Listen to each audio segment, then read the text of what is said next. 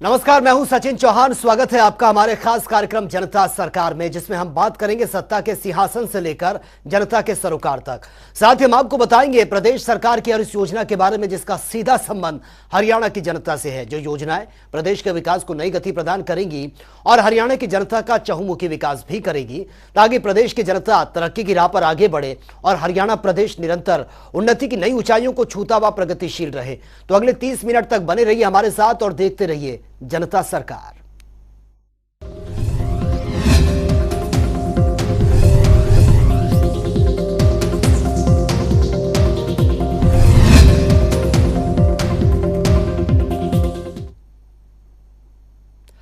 हरियाणा के मुख्यमंत्री मनोहर लाल की अध्यक्षता में मंगलवार को हरियाणा बीजेपी विधायक दल की बैठक हुई और बैठक में चिरायु योजना, मुख्यमंत्री अंत्योदय परिवार उत्थान योजना समेत तमाम विकास कार्यों पर मंथन भी हुआ है।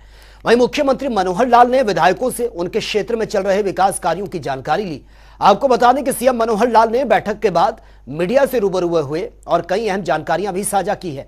मुख्यमंत्री मनोहर लाल ने कहा कि चिरायु योजना को लोग पसंद कर रहे हैं और इसके साथ ही सीएम मनोहर लाल ने हरियाणा से गुरुद्वारा प्रबंधक कमेटी समेत कई मुद्दों पर विस्तार से जानकारियां भी दी हैं।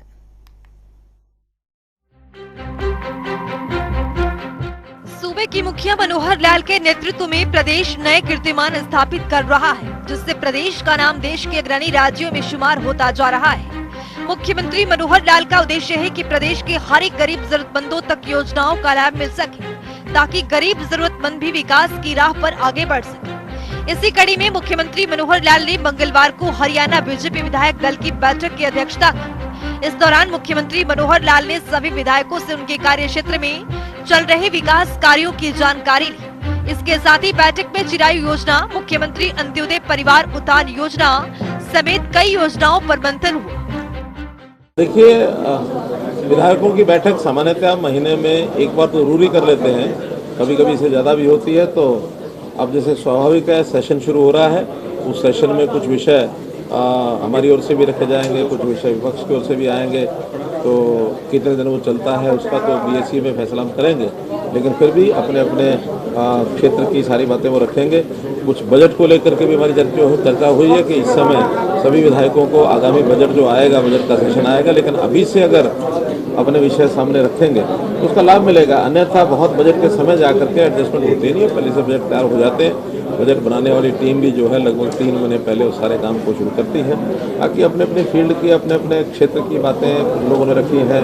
किसी ने सड़क की बात है, कहीं स्कूलों की बात है, कहीं पावर की बात है। तो जो सामान्य बातें होती हैं वो अपने अपने क्षेत्र की रखी हैं, कुछ बातें हमने ले ली हैं। और आगे जो नगर पालिका, नगर परिषद और नगर निगम के भी कुछ चुनाव आने वाले हैं, जनवरी-फरवरी में कभी भी आ सकते हैं। खास करके फरीदाबाद है, गुरुग्राम है, मानेसर है, अथवा कुरुक्षेत्र का है, अम्बाला छावनी का है, ऐसे कुछ चुनाव आएंगे, उसके लिए भी तैयारी करने के लिए हमने से बात की है। कुल मिलाकर पिछले महीने की बात और अगले महीने की बात है, ये सारी चर्चा में जो हमने की है उसके ऊपर चर्चा हुई। मुख्यमंत्री मनोहर लाल ने बैठक के बारे में जानकारी देते हुए बताया कि चिरायु योजना को लोग खूब पसंद कर रहे हैं। इसके साथ ही मुख्यमंत्री मनोहर लाल ने कहा कि कार्ड बनाने की देरी हुई है, इसके लिए अगले सप्ताह होने वाले कार्यक्रम को स्थगित किया गया। चिरायु योजना को बहुत पसंद किया जा रहा है, हमने फीडबैक ली है, सब लोगों ने कहा कि बहुत अच्छा है, लेकिन स्पीड थोड़ी सी चिंता की गई कि स्पीड कम है, उस स्पीड को कैसे बढ़ाएं, क्योंकि उसमें कार्ड छपने के जो विषय है उस पर थोड़ी देरी हो रही है। हम और देख रहे हैं कि उसका कैसे कोई एजेंसी को बढ़ाया जाए, ताकि क्योंकि 1 करोड़ से ऊपर ये कार्ड बंटने हैं, उन सबको देने के लिए हमने इस महीने की जो बात रखी है उसको और तेजी लाएंगे, ताकि जल्दी से जल्दी कार्ड बन सके। मुख्यमंत्री मनोहर लाल ने कहा कि चिरायु योजना की गोल्डन कार्ड जल्द बनाए जाएं, उसके काम में तेजी लाने के आदेश भी दिए गए, ताकि प्रदेश में जल्द से जल्द कार्ड वितरित किया जा सके। बहुत ज़्यादा फायदा हो रहा है, क्योंकि सब जगह ये बांटने के लिए भी गए थे, बल्कि इस बार ये भी था कि हर जगह जो है थोड़ा समय से पूर्व हम अभी योजना इसलिए नहीं बना पा रहे कि कार्ड की जो छपाई का मैंने बताया, हालांकि एक बार हमने सोचा था कि 19 या 20 तारीख को इसका वितरण और करेंगे, लेकिन अभी हो सकता है और 5-6 दिन आगे ले जाए। और उसकी जो पूर्व तैयारी में सबको पहले तिथि बता दी जाएगी, ताकि कुछ गाँव में लोग भी जा सकें, क्योंकि हर गाँव के अंदर ये कार्ड बांटे जाएंगे। बड़ी संख्या में कार्ड हैं तो कोई एक जगह से बटेंगे नहीं, हर गांव में बटेंगे। और जब बड़े कार्यक्रम होंगे तो सब जगह जनप्रतिनिधि, विधायक हैं, सांसद हैं, अथवा नीचे भी अब जिला परिषदों के, पंचायतों के सब लोग आ गए हैं, उन सबको भेजेंगे, और डिपार्टमेंट के साथ वो भी खड़े होंगे, वो बंटवाएंगे और उस समय कोई ना कोई प्रचार वहाँ बोर्ड आदि कुछ लगा करके और इसका नीचे तक लोगों को जानकारी मिले और बताएंगे। आज मुख्यमंत्री मनोहर लाल के नेतृत्व में नागरिकों को भटकना नहीं पड़ रहा है, बल्कि मनोहर योजनाएं पारदर्शी तरीके से खुद चलकर जरूरतमंदों तक पहुंच रही है और नागरिक सरकार की योजनाओं का लाभ उठा पा रहा है। जनता टीवी के लिए चंडीगढ़ से पवन सिवर की रिपोर्ट। और में हरियाणा की मनोहर सरकार प्रदेश के हित में कई सार्थक कदम उठा रही है और इसकी बानगी तब देखने को मिली जब हरियाणा सिख गुरुद्वारा प्रबंधक कमेटी ने मुख्यमंत्री मनोहर लाल का आभार भी व्यक्त किया। दरअसल मुख्यमंत्री मनोहर लाल ने सर्वोच्च न्यायालय में हरियाणा के लिए अलग सिख गुरुद्वारा प्रबंधक कमेटी बनाने के लिए जोरदार पैरवी की थी और सर्वोच्च न्यायालय ने 22 सितंबर साल 2022 को कमेटी बनाने का फैसला ये सुनाया, जिसको लेकर 41 सदस्यीय हरियाणा सिख गुरुद्वारा प्रबंधक कमेटी के सदस्यों ने मंगलवार को मुख्यमंत्री के आवास संत कबीर कुटीर पहुंचकर उनका आभार व्यक्त किया है।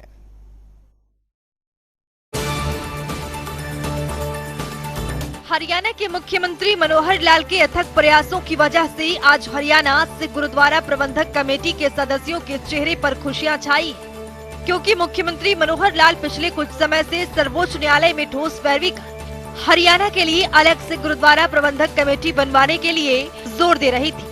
वहीं 41 सदस्यीय हरियाणा सिख गुरुद्वारा प्रबंधक कमेटी के सदस्यों ने मंगलवार को मुख्यमंत्री के आवास संत कबीर कुटीर पहुँच उनका आभार व्यक्त किया।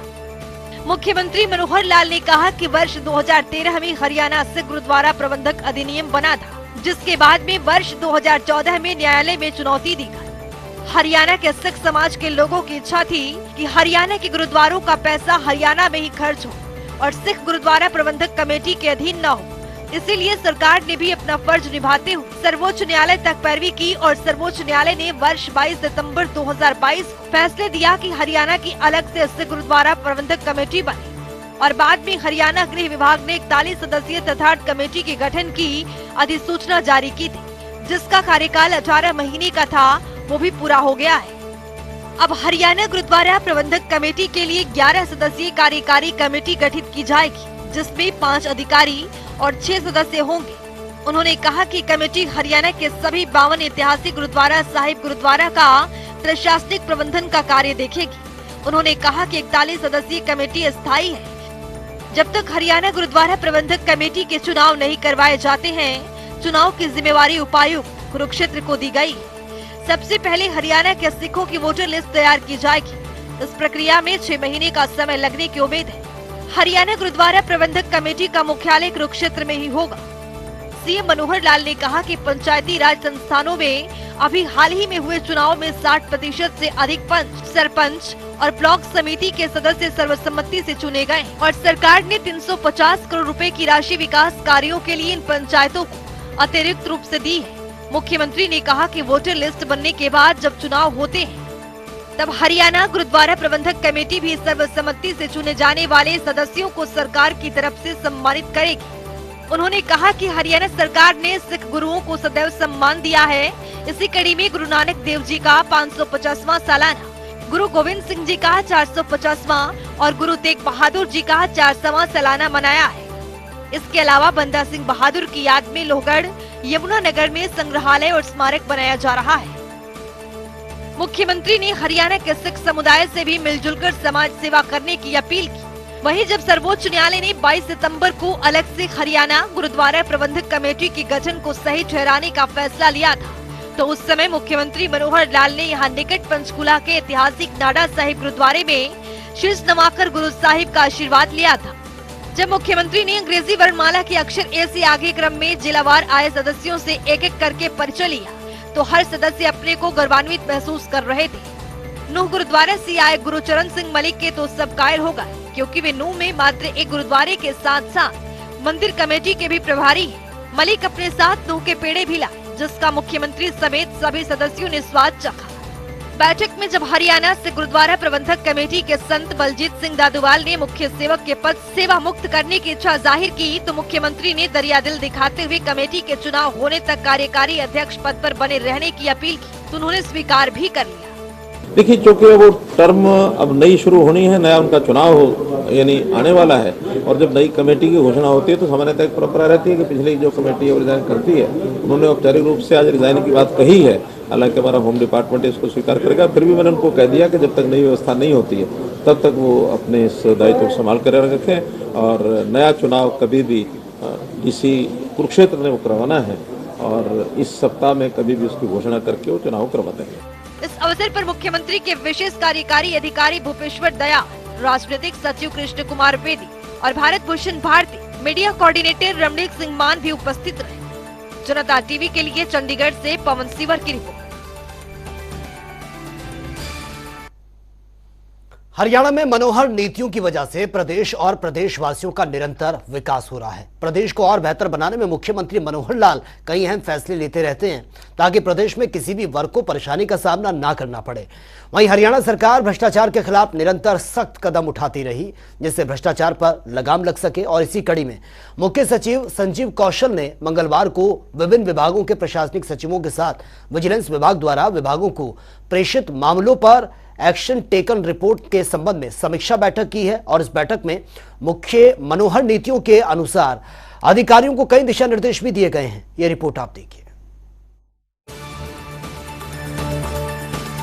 हरियाणा के मुख्यमंत्री मनोहर लाल के नेतृत्व में प्रदेशवासियों को लाभ देने के लिए कई योजनाएं चलाई जा रही हैं। इन परियोजनाओं का प्रदेश के नागरिक भरपूर लाभ उठा रहे हैं, लेकिन मनोहर सरकार प्रदेश में भ्रष्टाचार पर शिकंजा कसते हुए कई बड़े और अहम फैसले ले रही है। इसी कड़ी में हरियाणा के मुख्य सचिव संजीव कौशल ने भ्रष्टाचार के खिलाफ विभिन्न विभागों के प्रशासनिक सचिवों के साथ समीक्षा बैठक की। इस दौरान मुख्य सचिव संजीव कौशल ने कहा कि प्रदेश में भ्रष्टाचार को किसी भी सूरत में बर्दाश्त नहीं किया जाएगा। इसके लिए मनोहर सरकार ने राज्य सतर्कता ब्यूरो को मजबूत कर रही है। विभागों में मामलों की जाँच के लिए मुख्य सतर्कता अधिकारी भी नियुक्त किए जाने की प्रक्रिया चल रही है। इतना ही नहीं, जिन विभागों में ऐसे मामले लंबित पड़े हैं उन पर विभाग जल्द से जल्द कार्रवाई करना सुनिश्चित करे। तो चलिए ग्राफिक्स के जरिए समझते हैं। हरियाणा में भ्रष्टाचार पर मुख्यमंत्री मनोहर लाल सख्त। प्रदेश में भ्रष्टाचारियों के खिलाफ होगी सख्त कार्रवाई। भ्रष्टाचार के खिलाफ मुख्य सचिव संजीव कौशल ने की बैठक। विभिन्न विभागों के प्रशासनिक सचिवों के साथ की बैठक। विजिलेंस विभाग द्वारा विभागों को प्रेषित मामलों पर मंथन। एक्शन टेकन रिपोर्ट के संबंध में हुई समीक्षा बैठक। भ्रष्टाचार पर मुख्य सचिव संजीव कौशल का प्रहार। भ्रष्टाचार को किसी भी सूरत में नहीं किया जाएगा बर्दाश्त। राज्य सरकार विजिलेंस विभाग को कर रही मजबूत। सीवीओ और डिप्टी सीवीओ किए जाएंगे नियुक्त। मनोहर सरकार का ध्येय भ्रष्टाचार का होगा जल्द खात्मा। हरियाणा की सत्ता जब से मुख्यमंत्री मनोहर लाल ने संभाली तब से लेकर अब तक प्रदेश भ्रष्टाचार मुक्त होते जा रहा है। मुख्यमंत्री मनोहर लाल की सोच है कि पंक्ति में खड़े अंतिम व्यक्ति तक हर परियोजनाओं का लाभ पहुंच सके। वहीं प्रदेश में भ्रष्टाचार को जड़ से समाप्त करने के लिए मुख्यमंत्री मनोहर लाल ने भ्रष्टाचार पर जीरो टॉलरेंस नीति को अपनाते हुए हाई पावर कमेटी गठित की गई है ताकि भ्रष्टाचारियों पर नकेल कसी जाए। मुख्यमंत्री स्वयं भी ऐसे मामले की समीक्षा करते हैं। बैठक में गृह विभाग के अतिरिक्त मुख्य सचिव टिवेसन प्रसाद, स्कूल शिक्षा विभाग के अतिरिक्त मुख्य सचिव महावीर सिंह, परिवहन विभाग के प्रधान सचिव नवदीप सिंह बिर्क और उच्चतर शिक्षा विभाग के प्रधान सचिव विजेंद्र कुमार सहित अन्य वरिष्ठ अधिकारी भी उपस्थित रहे। जनता टीवी के लिए चंडीगढ़ से पवन सिवर की रिपोर्ट। और वे हरियाणा के बिजली मंत्री रणजीत सिंह से जनता टीवी ने खास बातचीत की है। इस दौरान बिजली मंत्री ने प्रदेश में बिजली व्यवस्था और प्रदेश में लाइन लॉस समेत कई मुद्दों पर जानकारियां दी हैं। साथ ही उन्होंने कहा कि हरियाणा सरकार ने यह फैसला किया कि अब बिजली उपभोक्ताओं को महीने के महीने उनको बिल दे दिया जाएगा। साथ ही बिजली मंत्री ने यह भी बताया कि प्रदेश में लाइन लॉस अगले 2 साल में सिंगल डिजिट पर ये लेकर आएंगे। और वहीं मुख्यमंत्री बदलने की चर्चाओं पर भी रणजीत सिंह ने कहा है कि मनोहर लाल के नेतृत्व में हर क्षेत्र अव्वल और नंबर 1 पर रहा है। हरियाणा की बिजली व्यवस्था समेत तमाम मुद्दों पर बातचीत करने के लिए मेरे साथ हरियाणा के बिजली मंत्री चौधरी रणजीत सिंह चौटाला मौजूद हैं। सर, अभी हाल ही में मुख्यमंत्री जी के साथ एक बैठक बिजली विभाग के अधिकारियों की हुई थी, आप भी मौजूद रहे थे। क्या उसमें चर्चा की गई थी सर? एक जानकारी निकल कर आ रही है कि बिजली उपभोक्ताओं को बिल जो है वो एक एक महीने के बाद दिया जाएगा। जो पहले सर्कल 2 महीने का था उसको 1 महीने का किए जाने पर कोई विचार है सर? हुआ था, देखिए सब सीनियर ऑफिसर थे उसमें, सीएम साहब थे, मैं था, हमारे प्रिंसिपल पावर सेक्रेटरी वो भी थे, और उसके बाद हमारे एमडीज और सारे एमडीज थे, मतलब एक बहुत सीनियर लेवल की मीटिंग थी। सीएम साहब का इवन था, पहले तो ये था कि सारे सिस्टम को ऑनलाइन हम करें और इसको कितना सिंप्लीफाई करा जाए। कोई एक जैसे 22 लाख का बिल आ गया, उसे ठीक करने की बात थी कि ऐसा क्यों होता है आइंदा, तो ये भी तय हुआ कि जहाँ 3 टाइम से ज़्यादा बिल बन के है उसे बिल को रोक लेना चाहिए, करना नहीं चाहिए। सर्कुलेट तब करो जब उसे असर्टन करो। नंबर 2 ये था कि जो हमारा 1 महीने का बिल, बहुत लोगों का, एमएलए की भी राय थी, हम भी जाते हैं, सीएम साहब को भी कई जगह जाते हैं, तो लोगों से ऐसा इनपुट मिला कि बिल को अगर 1-1 महीने कर दें तो बढ़िया, क्योंकि गरीब आदमी को पैसा इमीडिएट, अगर 2 महीने का एक बार कैंसिल हो गया तो फिर तो वो इस पोजीशन में आता ही नहीं। तो उन्होंने कहा कि ये भी कर दो कि महीने का ही बिल रखो, तो तय हो गया, सर्कुलर निकल जाएगा। ये फाइनल है, जब सीएम का कहना होता है तो फाइनल होता है। नंबर 2, उसमें हमारे सब स्टेशन बनने हैं, सोलर पे इंसिस्ट करना है, ज़्यादा इस पे जा रहे हैं, तो इस तरीके की कई चीज़ें उसमें आई थी। ये भी था, हम उस पर कर रहे हैं। सीएम साहब का ये आदेश था कि भाई इन दिनों में अगर बिजली भी बढ़ाई जा सके, हम इस सिस्टम में ठीक हो तो 10-10 घंटे लोगों को बिजली इस बुआई के सीज़न में दी जाए। उस पर भी हम सीरियसली विचार कर रहे हैं। बहुत सारी चीज़ें ऐसी थी कि पहले से हमें बिजली इतनी सरप्लस लेनी चाहिए, ठीक रेंट में लॉन्गर अरेंजमेंट करके लें ताकि हमें आइंदा कभी कोई दिक्कत नहीं आए। एक साथ ही सर, अभी जो इस बैठक में ये भी चर्चा हुई कि एक पानीपत का जो मामला सामने आया, हालांकि आपने बताया कि वो बिल जो है वो जुड़ कर लाखों में पहुंच जाते हैं और फिर बाद में वो समस्या बन जाते हैं, तो इसके ऊपर भी सीएम साहब ने कोई सख्त निर्देश दिए। इसी पे उन्होंने कहा कि ये इस तरीके के कोई फैसले हो तो उस पर एक्शन लेना चाहिए, इमीडिएट होना चाहिए। गलत करते हैं, ऐसे गलत लोग बदनामी करते हैं, जिस आदमी ने ऐसा करा उस पर एक्शन होना चाहिए। तो ये करके भी उसमें चर्चे हुए। थर्मल का भी जो नया हमारा आ रहा है उसके लिए भी चर्चा हुआ कि उसे ज़रा जल्दी से जल्दी कमीशन करके ये करें। काफ़ी देर लंबी मीटिंग चली, उसका हमें काफ़ी बेनिफिट हुआ और एक ऑफिसर्स में कॉन्फिडेंस है कि सीएम साहब सब बात को और पूरे डिपार्टमेंट को बहुत समझते हैं, पहले 5 साल उनके पास रहा है। तो बिजली की जो छापेमार कार्रवाई है सर, उससे राजस्व भी मिला है, जुर्माना जो आपने लगाया उससे राजस्व तो बढ़ा ही है, लेकिन एक माहौल भी पैदा हुआ है कि बिजली चोरी करना उचित नहीं रहेगा। अब सरकार जो है या विभाग सख्ती से पेश आ रहे हैं। देखिए, ये हमारा कंटिन्यू रहेगा और बिजली चोरी नहीं करने देंगे। मैं सीएम साहब से ये प्रॉमिस भी करके आया कि हम अगले 2 साल में हम इसे सिंगल डिजिट पे ले आएंगे। ये 13% है, अगर सिंगल पे लाते हैं तो हमारा देश में रिकॉर्ड होगा, हो जाएगा, कोई तो ये बराबर कंटिन्यू रहेगा हमारा। इसमें हम चोरी नहीं करने देंगे, किसी कीमत पे भी नहीं करने देंगे। बिजली को लेकर आपने बताया सर, पावर प्लांट की 1 यूनिट आप और लगाने जा रहे हैं, लेकिन विपक्ष ये कहता है कि पिछले जब सीजन की बात थी तो सीजन में बिजली की किल्लत आई। अब क्या स्थिति क्या है सर, हम कहाँ पे खड़े हैं बिजली के मामले में? हरियाणा पूरी तरह से आत्मनिर्भर है? विपक्ष जब कोई बात सीरियसली करे तो उसका नोटिस लिया जाता है। बिना बात के बोले पूरे देश में हरियाणा की सबसे बेहतर स्थिति है। जब पिछले बार क्राइसिस था तब भी हमने 3 दिन में सब संभाल लिया था, कहीं है ही नहीं। और चीज़ों पे हल्ला मच सकता है पर बिजली के मामले में आज तक हरियाणा में कहीं भी किसी जगह भी नहीं। देखिए, हमारा सुप्रीम कोर्ट की गाइडलाइंस है, एनजीटी की गाइडलाइंस है कि इससे आपसे नवंबर से लेके फरवरी तक पूरे जनरेटर्स बंद हो जाते हैं एनसीआर में। हमारे इतना बड़ा गुड़गांव, फरीदाबाद, पानीपत और आपका ये रिवाड़ी, मानेसर, पलवल बहुत बड़ा इंडस्ट्रियल हब है और नॉर्थ इंडिया में सबसे बड़ा इंडस्ट्रियल हब है। उसके बाद भी जनरेटर बंद होने के बाद कभी भी आप देखते हैं पावर की प्रॉब्लम ही नहीं है, तो उनकी बातों का हम क्या जवाब दें। जनरेटर बंद होने के बाद भी कहीं भी कोई इंडस्ट्री हमारी बंद नहीं हो रही, ये बहुत बड़ा बात है। सर, आपके विभाग के अलावा कुछ राजनीतिक मुद्दों पर बात करना चाहता हूँ। ये अभी हाल ही में मुख्यमंत्री जी करनाल में एक कार्यक्रम में गए थे, वहां पर मुख्यमंत्री जी ने कहा कि रातों रात मुख्यमंत्री बदलकर कुछ लोग सोते हैं और सपने लेते हैं मुख्यमंत्री बदलने की। आपका राजनीतिक अनुभव है, आप इस सरकार में बतौर निर्दलीय विधायक जीतकर सरकार में मंत्री है, क्या मानते हैं कि इस तरह की जो चर्चाएं हैं इसमें कितना कोई दम है? देखिए, मैं तीसरी बार कैबिनेट मिनिस्टर बना हूँ, पॉलिटिकली सब बात समझते हैं। चाणक्य कहता है कि राजनीतिक आदमी कब सांस लेता है कब छोड़ता है, ये भी राजनीतिक होता है। देखिए, हम भी ये समझते हैं। मैं हालांकि बीजेपी पार्टी का मामला मैं नहीं डिसाइड करता, पार्टी हाईकमांड करता है, पर जो परफॉर्मेंस है जो देख रहे हैं, जैसे सीएम साहब आपका पीएम साहब का एक स्टेटमेंट था कि ऐसी प्रतिभाएं 50 साल के बाद प्रदेश को मिलती है, ऐसा मुख्यमंत्री, अब ये अमित शाह जी भी कह गए कि ऐसा मुख्यमंत्री हरियाणा में आज तक ऐसा ईमानदार मुख्यमंत्री नहीं आया। मैंने भी बहुत नज़दीक से देखा है जो कैबिनेट की परफॉर्मेंस है, जो जिस तरीके से ये कर रहे हैं, हर जगह हरियाणा एक नंबर आता जा रहा है। जो फास्ट ग्रोइंग स्टेट है उसमें नीति आयोग ये कह रहा है, तो सेंट्रल गवर्नमेंट का सबसे बड़ा फाइनेंशियली इंफ्रास्ट्रक्चर है कि सबसे बढ़िया हरियाणा जो फास्ट ग्रोइंग स्टेट में नंबर 2 आ रहा है। ई गवर्नेंस में हम नंबर 1 पे अग्रणी स्टेट में हैं, पावर डिपार्टमेंट में, स्पोर्ट्स में, हर जगह हम देश में वो कर रहे हैं। ऐसे चीफ मिनिस्टर को क्यों छेड़ने की आवश्यकता पड़ेगी? हम मानते नहीं, मेंटली मैं नहीं एक्सेप्ट करता कि इस बात में कोई दम हो। मीडिया की बातें हैं तो चंदा मामा वाली कहानी है। मीडिया एक दिन ये कह देते हैं, दूसरे दिन फिर चर्चा चलता है। मीडिया ने कहा कि गिल विज साहब को वो मिल गया, सिक्योरिटी कवर मिल गया।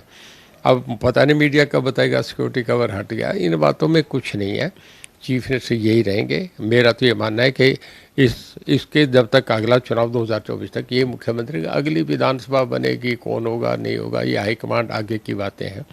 पर अब मैं जो समझता हूँ इस बात में कहीं कोई दम नहीं है। लेकिन सर आप कैबिनेट का हिस्सा है, कैबिनेट में आप चीज़ों को नज़दीक से देखते हैं, मुख्यमंत्री के नेतृत्व को आप बहुत बेहतर तरीके से समझते हैं, लेकिन फिर ये इस तरीके की चर्चाएं आना, और एक कार्यक्रम जो करनाल में हुआ उसमें एक इस तरीके की बात भी आई कि एक विशेष समाज का नाम लिया गया और ये कहा गया कि इस समाज से मुख्यमंत्री बनना चाहिए। इस तरह की जो बातें फिर निकल कर आती है, तब फिर ऐसी बातों को और ज़्यादा हवा मिलती है कि मुख्यमंत्री बदले जा सकते हैं। देखिए, जब भी कभी डिसाइड होता है उसमें हाईकमांड किसी भी पार्टी का हो, कभी जाति से नहीं होता कि भी ब्राह्मण बनेगा, कि जाट बनेगा, कि पंजाबी बनेगा, कि अहीर बनेगा, गुजर बनेगा, कि राजपूत बनेगा।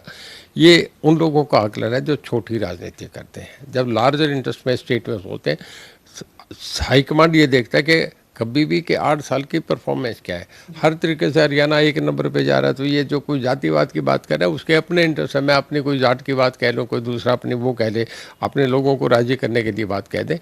पर वोटर जब वोट डालता है तो वो देख के डालता है। अब जो मोदी साहब को वोट पड़ा है तो नेशनल इश्यूज़ पे पड़ा है, वर्ल्ड में सबसे पॉपुलर लीडर है, इस करके पढ़ते हैं। तो ये इश्यूज नहीं रहते। वोटर देखता है देश निर्माण, प्रदेश का निर्माण, प्रदेश कैसे चल रहा है। सबसे बढ़िया हरियाणा आज कहीं नॉर्दर्न इंडिया में कोई मुकाबला नहीं है, सबसे बढ़िया परफॉर्म कर रहा है। सर मुख्यमंत्री की ही नहीं, मंत्रिमंडल में फेरबदल की भी चर्चाएं जो है वो तेज हुई कि मंत्रिमंडल में फेरबदल जल्द होने जा रहा है। तो ये मंत्रिमंडल में फेरबदल की कोई जो चर्चा है सर, उसमें दम मानते हैं आप? देखिए, मेरा अपना मानना है कि जब से सरकार बनी तब से बराबर ये चर्चा बराबर आ रहा है, वो ड्रॉप हो रहा है, वो हो रहा है। जब ड्रॉप करना होता तो चीफ ने कभी भी, एक बार जो बंसीलाल ने करा था, चंद्रावती जी कुछ बोल गई थी, बोल के गई तो नीचे गई, उनकी गाड़ी नहीं मिली थी, जो बंसीलाल ने ड्रॉप कर दिया, डिसमिस कर दिया। तो ऐसा कभी भी कोई चीफ मिनिस्टर कभी भी कर सकता है। चीफ मिनिस्टर की अपना प्रेरोगेटिव है, किसी को ड्रॉप भी कर सकते हैं, किसी का पोर्टफोलियो भी कर सकते हैं, 1 मिनट में कभी को डाइवेस्ट कर सकते हैं। एक बार हुड्डा साहब ने इसको कर दिया था, जो उस वक्त एक्साइज एंड टैक्सेशन में थे, उससे 1 मिनट में पोर्टफोलियो लिया। मुझे पता नहीं तब कौन था, पर ले लिया था। तो कर सकते हैं। तो अभी जो चर्चाएं हैं उनमें कोई वो आप मानते हैं कि कोई बहुत ज़्यादा जो दम नहीं है? चीफ मिनिस्टर ने अपना इमेज रखना होता है, स्टेट का रखना होता है, पार्टी का इमेज रखना होता है। अगर कोई आदमी ठीक परफॉर्म नहीं कर रहा तो उसको पोर्टफोलियो हल्का फुल्का दे सकते हैं।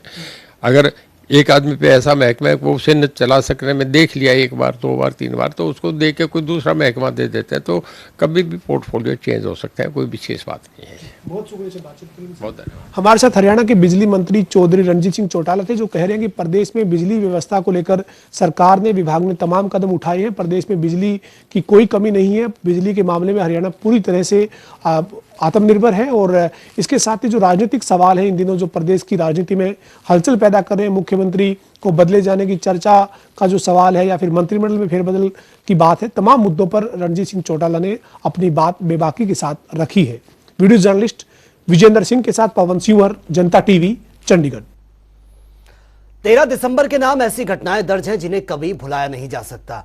साल 2001 में आज ही के दिन आतंकवादियों ने भारत के संसद भवन को निशाना बनाया था। इस हमले में कई भारत के वीरों ने अपनी जान भी गंवाई थी।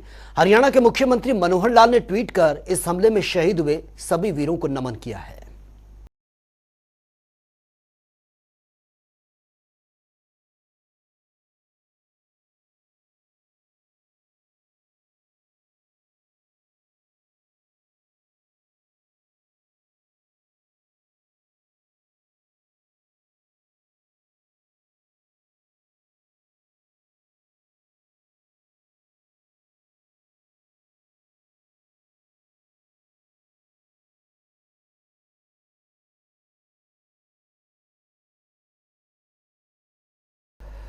तो इस खास कार्यक्रम के जरिए हमारा मुख्य उद्देश्य हरियाणा सरकार की कल्याणकारी योजनाओं की जानकारी और उसका लाभ प्रदेश के हर एक नागरिक तक पहुंचाना है, क्योंकि जब प्रदेश का हर एक नागरिक समृद्ध और खुशहाल होगा तभी प्रदेश विकास के पथ पर आगे बढ़ेगा। हमारे खास कार्यक्रम जनता सरकार में फिलहाल के लिए इतना ही। नमस्कार।